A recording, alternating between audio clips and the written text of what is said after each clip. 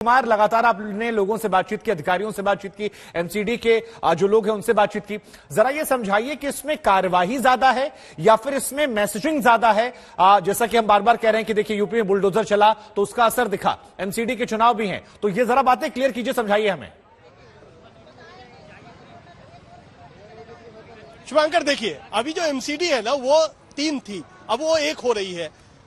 ये जो 3 एमसीडी है वो मुश्किल से 5-7 दिन उसका कार्यकाल बचा है, और ऐसे में जो बुलडोजर का रिएक्शन दिखा है कुछ इलाकों से, वो रिएक्शन ने इन बीजेपी नेताओं को और मेयर साहब को खासतौर पे उत्साहित किया है। हम आपको दिखाएंगे कि जो टारगेट किया जा रहा है, ये हमारे पीछे ये कॉलोनियां बसी हुई हैं जो कि यमुना का कहा जा रहा है रिवर बेड है, यानी खादर का इलाका है। वहां पर जो कंस्ट्रक्शन हुए वहां पर लोग इलीगल रह रहे हैं, कह रहे हैं बांग्लादेशी हैं, रोहिंग्या हैं, उनको हम खाली करवाएंगे। लेकिन हमारे साथ महिलाएं, आप कह रहे हैं आपका बांग्लादेशी? नहीं सर, बांग्लादेशी यहाँ पे इस कॉलोनी में कोई भी नहीं है। यूपी और बिहार के सारे लोग हैं, आज से नहीं रह रहा, 2005 से, कोई 2000 से, बहुत पुराने लोग हैं। एक भी बंदा बांग्लादेशी नहीं है। आप आइए हमारे घर पे, हमारे पेपर चेक कीजिए कि हाँ भाई बांग्लादेशी है। हमारे पिछले प्रूफ है। ये जो कहा जा रहा है, बच्चे भी आपकी गोद में हैं, 10 साल से रह रहा है। बुलडोजर अगर चलेगा तो कितने घरों पर आएगा?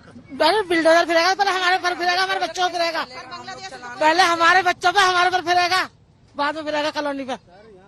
हम लोग कोई नहीं है, कोई भी नहीं। सबके पास अपने डॉक्यूमेंट्स हैं, यहाँ के भी हैं और अपने जो राज्य है अपने। कह रहे हैं मेयर साहब कि यहाँ पर बांग्लादेश से लोग आ गए और रोहिंग्या आ गए, और इसीलिए ये यहाँ पर जो कानून व्यवस्था है उसकी स्थिति बिगड़ रही है। सर, जब घर बनते हैं तो एक दिन में कोई भी घर कंप्लीट नहीं हो जाता है, उसको बनने में महीनों लग जाता है। ऐसा नहीं कि प्रशासन की या नेताओं की नजर में ना होगा। तब वो वोट लेने आते तो सबके घर घर देख के जाते हैं वे सारे नेता जितने भी होते हैं, तो सबको पता होता है कितने घर बसे हुए हैं, कितने नहीं है। यहाँ पे 10 साल से लोग रह रहे हैं। शुभांकर, तो जो स्थिति है ना कि ये जो महिलाएं, ये पूरा जो कॉलोनी जिसका सर्वे अभी मेयर साहब करके गए हैं, वो यहाँ पर तमाम महिलाएं हैं और कह रही है कि कागज चेक कर लीजिए, आप हमारी कागज जांच लीजिए कि हम बांग्लादेशी रोहिंग्या नहीं। आप क्या है, बांग्लादेशी रोहिंग्या का आप पर है क्या? के रहने वाले हैं मुरादाबाद जी, और हमारा यहाँ पे ही घर है। हमारा 5-10 साल की जगह से रह रहे हैं हम, 10 साल से। डॉक्यूमेंट्स भी देने को और हमारे सामने ये सब कटिया सब हमने बसाई है। हम गरीब कुमार, आदमी हैं। इनसे 2 सवाल पूछिए। एक सवाल तो ये पूछिए कि एमसीडी कह रही है कि अगर आप वैध हैं तो आपको नुकसान नहीं पहुंचेगा। दूसरा सवाल ये पूछिए कि इन्हें क्या लग रहा है कि ये कार्रवाई क्यों की जा रही है? जहांगीरपुरी के बाद अब इन इलाकों में बुलडोजर क्यों चलने वाला है?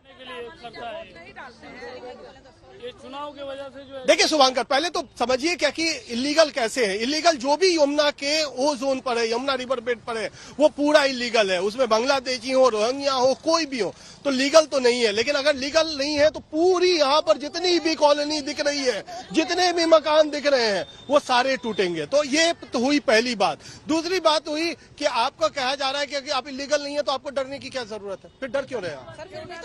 नहीं, दरअसल क्या है, यहाँ पर जितना भी बोला जा रहा है, एक सेकंड, हाँ बोलिए। जितना भी यहाँ पर बोला जा रहा है भारतीय जनता पार्टी की तरफ से, एक भी यहाँ पर रोहिंग्या नहीं है, एक भी यहाँ पर बांग्लादेशी नहीं है। यहाँ पर सबसे ज्यादा बुलंदशहर डिस्ट्रिक्ट के, मुरादाबाद डिस्ट्रिक्ट के, बदायूं डिस्ट्रिक्ट के, बिजनौर डिस्ट्रिक्ट के जितने भी यहाँ पर मकान हैं, सब वहाँ के रहने वाले हैं। और दूसरी बात एक और बता दूं मैं आपको, फिर ये क्या है क्या कि यहाँ पर नहीं, आए मेयर साहब, तो आप लोगों ने बातचीत की? किससे? उनसे कोई नहीं आया, आज तक कोई नहीं आया। आपसे बात किसी ने नहीं की, हमसे नहीं। जब बन रहा था तो काउंसलर को पता चल रहा था यहाँ पर। इलेक्शनों में हर टाइम आते हैं वोट मांगने, ठीक है, वोट मांगने आते हैं, सबके मीटर लगे हमारे घर में।